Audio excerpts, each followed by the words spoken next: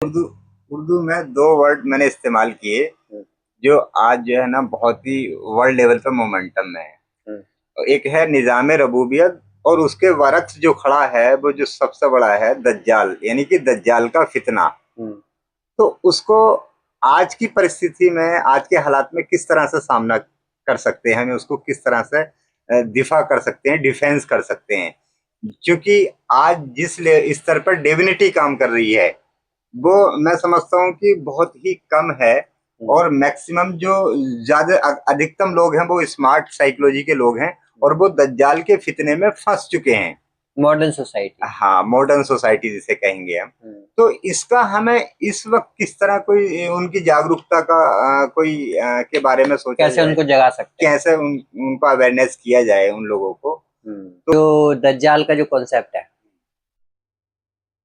वैदिक में इसको राक्षस बोलते हैं। ठीक है। ठीक है। और जो राक्षस के जो फॉलोवर हैं, मानने वाले लोग हैं, उनको असुर बोलते हैं। ठीक है। तो असुर का मतलब होता है जो प्रकृति के नियम के विरुद्ध जीते हैं। जी जी। तो जब भी कोई बंदा डिवाइन की बात करेगा, प्रकृति की बात करेगा, जी जी। तो लोग है ना उसका बाइकाट करेंगे ही करेंगे। ये नॉर्मल टेंडेंसी है। अच्छा। क्योंकि प्रकृति के जो नियम होते हैं वो बहुत ही मोहब्बत मोहब्बत से जुड़े हुए होते हैं। जी जी जी। ले लीजिए, ले लीजिए।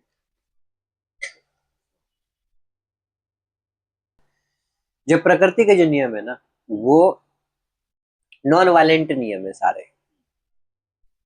तो जब भी कोई डिवाइन आएगा वो नॉन वायलेंस की ही बात करेगा।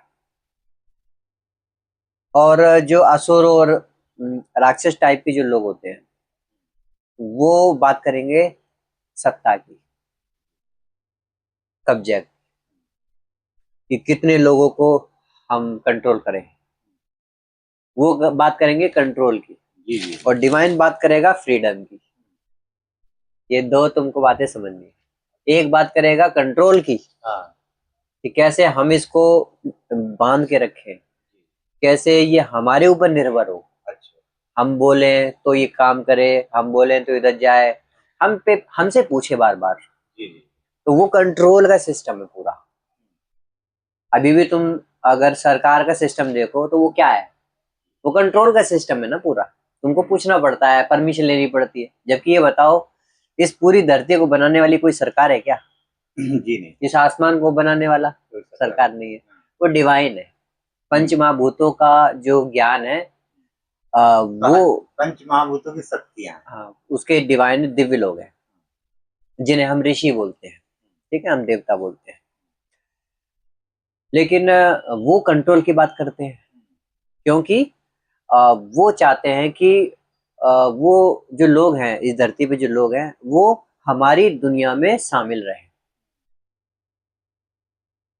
तो सवाल उठता है कि वो ऐसा चाहते क्यों है, वो अच्छा क्यों नहीं चाहते, फ्रीडम की बात क्यों नहीं करते वो। तो इसमें बहुत ही छोटी सी बात है, वो समझ लेना जरूरी है कि वो नेगेटिव पावर है। मिनिमम उनके पास छोटी सी ऊर्जा है, स्रोत बहुत कम है उनके जीवन का, बेचारे गरीब लोग हैं। तो उनको चाहिए वो सोर्स ऊर्जा। और वो कहाँ से मिलेगी? वो मिलेगी हम लोगों से। मतलब लोग, मतलब जो ह्यूमन बॉडीज है उनकी वजह से उनको मिलती है। अब हमारे वैदिक में बहुत सारी बातें हैं जो ज्ञान के रूप में आपको मिलेंगी। जैसे, और वही बातें कुरान के अंदर भी बोली गई हैं और दूसरे धर्म ग्रंथों में तुम्हें मिल जाएंगी कि 7 स्वर्ग होते हैं और 7 नरक होते हैं। और हाँ, और बीच में हमारी भूदेवी है, ब्रह्मांड का एक सेंटर है जहाँ पे हम हैं। तो यहाँ से हमें तय करना होता है मृत्यु के बाद कि कहाँ जाना है, ऊपर जाना है कि नीचे जाना है। तो ये जो कंट्रोल सिस्टम वाले लोग हैं ना, वो बस इसी जो बेसिक नॉलेज है वैदिक की, इसको इन्होंने एजुकेशन से हटा दिया। अब कोई भी दूर दूर तक ये नहीं सोच सकता कि ऐसा कुछ होता भी है, क्योंकि उन्होंने गैलीलियो को बीच में रख के, जो कि फ्री मेसन था, फ्री मेसन सीक्रेट सोसाइटी का मेंबर, उसकी स्टोरी बीच में डाल के इन्होंने क्राइस्ट के अगेंस्ट यूज किया, क्योंकि क्राइस्ट ने बोला था कि धरती का जो है वो फ्लैट अर्थ है। उनके बाइबल में फ्लैट अर्थ का कॉन्सेप्ट है, जो कि वेदिक का कॉन्सेप्ट है। फिर माया सभ्यता में जाओगे तो वहां पर भी फ्लैट अर्थ है। नॉर्डिक में जाओगे वहां भी, मतलब जितनी भी पुरानी संस्कृतियां हैं, मेसोपोटामिया से लेकर अभी तक जितना इतिहास ज्ञात है, वेदिक को छोड़ दो, उस ज्ञात इतिहास के अंदर भी फ्लैट अर्थ ही एग्जिस्ट करता है। और जो एजुकेशन सिस्टम है वो हमें क्या सिखा रहा है? राउंड अर्थ है, ग्लोब अर्थ है जी। तो जो कंट्रोल सिस्टम है वो झूठ का सिस्टम है। जितना झूठ पे बिलीव करोगे उतना कंट्रोल में रहोगे, और जितना तुम्हारे पास ओरिजिनल नॉलेज आएगी उतना तुम्हारे पर निकल जाएंगे, जिसे कहते हैं विंग्स। और ये विंग्स तुमको ऊपर की तरफ ले जाते हैं, पर कभी नीचे की तरफ नहीं खुलते, ऊपर की तरफ खुलते हैं ऐसे। इसलिए एंजल के पर दिखाए जाते हैं, रूपक है। अभी आपने जो है ना भारत की जितनी समस्या पर डिविनिटी के अनुसार किस तरह से समाधान होना है वो अपने विचार रखे, लेकिन इस भारतवर्ष में डिविनिटी का मेन आधार मैं मानता हूँ, जिस तरह से एक मैंने मॉडल डिजाइन किया है 2026 के अंदर, ताकि हम डिविनिटी के साथ मिलकर भारत में एक WCC के नाम से एक प्रोजेक्ट को लॉन्च कर दिया जाए, ताकि वो डिविनिटी के साथ मिलकर इस महादज्जाल का जो है वो अच्छे से जवाब भी दे सके और उसको डिफेंस भी कर सके। देखो विचार तो तुम्हारा करीब करीब सही है जी, ठीक है ना। तो इसमें बस तुम्हें इस बात का ध्यान रखना है कि इसमें जो एजुकेशन होगी वो सबकी होगी, केवल बच्चों की नहीं। जो नेचर का जो रूल है उसके प्रति उसको एक्सेप्टेंस, स्वीकार हो। ऐसा नहीं कि शहर में अब सभी लोग रह रहे हैं, है ना, और उसको गरीबी है। अब वो गरीब आदमी है, कहता है कि मेरे को तो WC वाले बुला रहे हैं, मैं तो जा रहा हूँ। अब उठ के तो चला गया। और उसकी जो डिमांड है वो कहेगा कि नहीं, मेरे को तो टीवी भी चाहिए, तो टीवी देखनी है, मुझे प्रोग्राम देखने, या जो भी संसार में जो वो कर रहा है, जिस चीज में वो एक्टिविटी में वो उसका मन लगता है, अगर वही जाके WC में जाके करने लगेगा तो WC का फिर मतलब क्या हुआ? कोई भी XYZ तुम प्रोजेक्ट का नाम रख लो, वो प्रोजेक्ट तुम्हारा धरा का धरा रह जाएगा, क्योंकि वो चेंज लेके नहीं आया। तो सबसे पहले चेंजिंग हमें व्यक्ति की सोच में लाना है या उसकी कोई फिजिकल एक्टिविटी में उसमें परिवर्तन लाना है? अंदर की जो चेंज होएगा ना, बंदे के अंदर का जो चेंज है, वो बंदे का अंदर का जो चेंज है वो आएगा बाहर के डिसिप्लिन से, बाहर का डिसिप्लिन। क्योंकि शरीर हमारा एकमात्र उपकरण है, और शरीर को अगर कंट्रोल कर लेगा तो वो प्रकृति के साथ अलाइनमेंट उसका हो जाएगा। अब खुद ही सोचो ना कि तुम्हारे शरीर को कंट्रोल करने का तो सारा खेल चल रहा है। जैसे तुम्हारा फूड कंट्रोल कर लिया सिलेंडर के थ्रू, अब तुम मारे मारे फिर रहे हो, तुम्हारी बॉडी तो जा रही है ना, मार्केट में जाएगी, कभी कभी कहीं जाएगी। जैसे मैं लकड़ियां लेने चला जाता हूँ कहीं, तो मेरी बॉडी मूव कर रही है ना, तो बॉडी को अपने कंट्रोल में रखना पड़ेगा। मुझे ये तय करना है कि प्रकृति के साथ मुझे चलने से क्या बेनिफिट है, मेरी सेहत किस में ज्यादा सही रहेगी, ठीक है। अब शहर का आदमी है, वो गैस पे ऊपर डिपेंड है, तो गैस की जो लो होती है, फ्लेम होती है, उसके ऊपर अगर तुम रोटी बना के अगर खाओगे तो उससे गैस बनती है। इतना इल्म उस गधे को है नहीं जो यहाँ पे शहर में लोग रह रहे हैं अंधे होके, उनको पता ही नहीं है, वो तो सीख सीख के खा रहे हैं। उसमें मजदूर आदमी ज्यादा है, क्योंकि वो तो ज्ञान की बातें सुनता ही नहीं। तो शिकार सबसे ज्यादा कौन बनेगा? मजदूर टाइप का आदमी बनेगा। तो हमको ये बेसिक सेंस, हमारी कम्युनिटी जो तुम्हारा प्रोजेक्ट है उसका डिसिप्लिन बना लो, रूल्स बना दो। जैसे कि उसमें रूल्स में सबसे पहले बात तो ये हमने रखी है कि उसमें WC में जो सबसे पहले 100 पर्सन होंगे, उनको क्वालिटी ऑफ लाइफ का जो ऑब्जेक्ट है वो समझाना होगा। उसमें ना तुम वादा मत करो, हाँ जी। आपको प्रॉमिस नहीं देना किसी भी चीज का, वो तो तुम फिर पॉलिटिक्स जो पार्टी है उसके हिसाब से चल रहे यानी हो। नो बाउंडेशन। हाँ, नो बाउंडेशन तो वो तुम्हें देनी ही नहीं, वो तो तुम्हारा है नहीं ही नहीं, नहीं। मैं कहना चाह रहा हूँ क्वालिटी ऑफ लाइफ का जो व्यू है, क्वालिटी जो लाइफ है ना, हाँ, उसका तो वो रखना। तुम डिसाइड ही नहीं करोगे, अच्छा। क्योंकि क्वालिटी जो लाइफ है वो सबकी अलग अलग हो जाएगी। हाँ ठीक है। क्योंकि आदमी का अलग अलग माइंड है। हाँ किसी को पानी पीने से ही इतना सुख मिल जाएगा क्योंकि बहुत प्यासा होगा, और किसी को फल खाने से बहुत सुख मिल जाएगा। किसी को कुछ नहीं दोगे ना, सिर्फ तुम प्यार दे दोगे, जैसे बूढ़े बड़े आते हैं उनको उनके घर वाले प्यार नहीं देते, जी। तो तुम उसको सेवा भी कर दोगे ना, तो उनका बहुत, उनकी आत्मा खुश हो जाएगी। यानी जो सामूहिक और जो व्यक्तिगत प्रक्रियाएं हैं उनमें संतुलन कायम हाँ, उसका तुम्हें फिक्स नहीं करना है कुछ भी। फिक्स नहीं करना है। तुम्हें सिर्फ अपना एक रूल्स है जो सबके लिए होना चाहिए।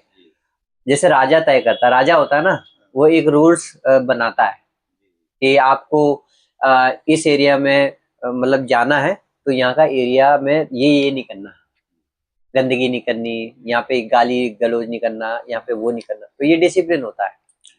तो ये डिसिप्लिन तुम अपने उस प्रोजेक्ट में करोगे तो सबसे पहला डिसिप्लिन होगा बॉडी कंट्रोल। आपको बॉडी कंट्रोल अपने हाथ में लेना है। और दूसरा जो बॉडी डिसिप्लिन होएगा वो है सेंटरिंग, सेंटर से बोलना। आपको कभी भी साइड से नहीं बोलना, ऐसे ऐसे बात, बंदा सामने बैठा हुआ हो तो मैं ऐसे करके बात करूँ। हाँ, नहीं, सामने सेंटरिंग, सेंट्रिंग। है ना। और दूसरा और तीसरा जो नियम है वो है स्पीच, फेशियल। फेशियल फेशियल क्या होता है कि तुमने देखा होगा कि आजकल बच्चों को रील्स पे, यूट्यूब पर, फिल्मों में फेशियल बिगाड़ना सिखाते हैं। मतलब चेहरे पे हंसना अनवांटेड, मतलब हंसी नहीं आ रही है फिर भी हंस रहे हैं, रोना नहीं आ रहा है फिर भी रो रहे हैं। ये चैलेंज होगा ना रील्स पे, जब इंस्टाग्राम पे तुम देखोगे तो उसमें चैलेंज चलते रहते हैं, तो उसमें फेशियल बिगाड़ना सिखाते हैं। कभी यूं टेढ़े मेढ़े हो रहे हैं, कभी यूं हो रहे हैं, कभी यूं हो रहे हैं। तो ये जो है ये बॉडी कंट्रोल को खत्म करने का एक तरीका होता है। अच्छा, जैसे कि इसमें मेंबरशिप जो रहेगी, तो जैसे कि हम जानते हैं कि फर्स्ट सेकंड थर्ड या फोर्थ डायमेंशन के पर्सन्स को एक लेवल करना है इसमें, या अलग अलग डायमेंशन के लोग भी हम इसमें नियुक्त कर सकते हैं? देखो डायमेंशन तो इसमें एक ही रहता है बेसिकली, मैं बड़ी बातें नहीं करूंगा, क्योंकि हम लोग जहाँ पे रह रहे हैं वो एक 3D वर्ल्ड है। 3D world. 3D वर्ल्ड है, और 3D वर्ल्ड में जो नियम होता है वो सेम है सबके लिए, चाहे वो राजा हो चाहे वो फकीर हो। ठीक है, सबको खाना चाहिए, सबको सांस चाहिए लेने के लिए, सबको घर चाहिए रहने के लिए, सबको कपड़े चाहिए। ठीक है, नंगे भी रह सकते हो, अच्छी बात है, लेकिन ये बेसिक मूल जरूरतें हैं। इसके अलावा कोई डायमेंशन नहीं होता, ये फालतू की बातें हैं। ये फोर्थ, ये बाकी की डायमेंशन क्यों? क्योंकि जो बाकी की जो डायमेंशन है वो तुम्हारे हमारे लिए नहीं है, वो उनके लिए है जो कि तपस्या में आगे चले गए हैं। यानी एक तो वो डायमेंशन है जो आप अभी आपने बताया, इट मींस जो ये जनरल है, हाँ, लिविंग लाइफ में है, और एक वह है जो स्पिरिचुअल है। हाँ, दो ही डायमेंशन मानिएगा। हाँ, तो वो जो आगे का जो डायमेंशन है ना, हाँ, तपस्या वाला, हाँ, वो तो सबका पर्सनल ही होएगा। अब मान लो कि कोई आंख बंद करके बैठा हुआ है, सुनो, आंख बंद करके बैठा हुआ है और वो काफी डेवलप हो गया अंदर से, तो वो बंदा अपने शरीर को छोड़ के पहले तो घूमने जा सकता है, ऐसा भी हो जाता है। आंख बंद करके वो मुंबई में जा सकता है, जिसे विजन बोलते हैं। किसी की बातें भी अपना विचार दे सकता है। तो ये बहुत वैसी बात हो जाएंगी, मतलब उसको तुम अभी पकड़ नहीं सकते। अच्छा, इससे आगे फ्यूचर में जो बेनिफिट्स होने वाले हैं, सबसे पहला जो नियम है ना तुम्हारे WC के लिए जी, वो यही है। तो मैं आर्य जी यही इस पर थोड़ा सा स्पष्ट करना चाहता हूँ कि जैसे कि हम क्राइसिस की बात कर रहे थे। क्राइसिस, हाँ, जो अगर हम डिविनिटी के साथ मिलके अपने प्रोजेक्ट को लॉन्च करते हैं, तो बहुत सारी जो फ्यूचर में क्राइसिस आने वाली हैं, तो उसका हम सामूहिक रूप से सामना अच्छे से कर सकते हैं, और उसका समाधान भी आसानी से निकाल सकते हैं। समाधान है ना, जैसे कि ये गैस का है, पेट्रोल का है, लाइट का है, बहुत सारी ये फूड सब, का है, हाँ, बहुत सारी क्राइसिस जैसे फ्यूचर में अब आने वाली हैं। तो उनका हम चाहते हैं कि समाधान आसानी से हो सके, इसलिए हम डिविनिटी WC को लॉन्च करना चाहते हैं इन 2026 इसी साल के अंदर। तो इस पर थोड़ा सा हमें 5-10 मिनट में और ज्यादा हम मुख्तसर से मतलब चर्चा करना चाहेंगे। और फिर उसमें ये जो 2 पॉइंट रखे हैं हमने, एक तो जो आपस में बरअक्स हैं, मतलब एक तो निजामे रबूबियत और उसका निजामे रबूबियत सामना करती है इस महादज्जाल का। तो वो कैसे इसको हम जोड़कर चलते हैं कि वो किस तरह से पहले तो तुमको बेसिक कॉन्सेप्ट है वो क्लियर होना चाहिए, ठीक है। पहला जो कॉन्सेप्ट है, पहले ही बात को समझना है कि दज्जाल है क्या, है ना। वेरी गुड दज्जाल है क्या? दज्जाल है क्या? दज्जाल का लोग जो मुस्लिम जो कम्युनिटी है उसमें दज्जाल को समझा जा रहा है एक आंख वाला, है ना। कोई एक आंख लगाएगा, काना आदमी। हाँ, वो तो रिवायती इनकी सोच है। तो एक ये परंपरावादी जो सोच है, जो थॉट है, उनको चेंज करना पड़ेगा और उसको रियलिटी से जोड़ना पड़ेगा। तो दज्जाल का मतलब होता है जो सिस्टम का मालिक होता है, रॉन्ग वे पे ले जाने वाला। सिस्टम का मालिक को दज्जाल बोलेंगे, ठीक है। और जो दोजक से रिलेटेड है, ठीक है। हमारे वैदिक में क्लैरिटी मिल जाती है, कुरान में इतनी क्लैरिटी बात नहीं होती है, ठीक है, क्योंकि वो एक नैतिक जो रूल्स हैं उस पे बेस्ड किताब है कुरान। वो डिवाइन पे बेस्ड है नहीं ज्यादा, उसमें 2-3% वैदिक मिलता है, ज्यादा नहीं मिलता। तो जो दज्जाल है वो एक तरह का नरक लोक का वो है, बीइंग है वो। और उसको अपने लोगों को बहुत सारी आत्माओं से जो एनर्जी है वो लेनी है, उसके हिसाब से वो जीता है। उसका भोजन क्या है? वो हमारी आत्माओं का बैटरी है। अब मान लो कि जितना भी जो सोशल मीडिया देख रहे हो ना तुम, उस पे जो मेन चीज क्या है, वो है तुम्हारा अटेंशन। जितना तुम्हारा अटेंशन जाएगा फिल्मों में, सोशल मीडिया है में, तो तुम्हारे अटेंशन से वो जो दज्जाल का जो बीइंग है जो कहीं बैठा हुआ है छुप के, उसको एनर्जी पास अप हो रही है, जा रही है। और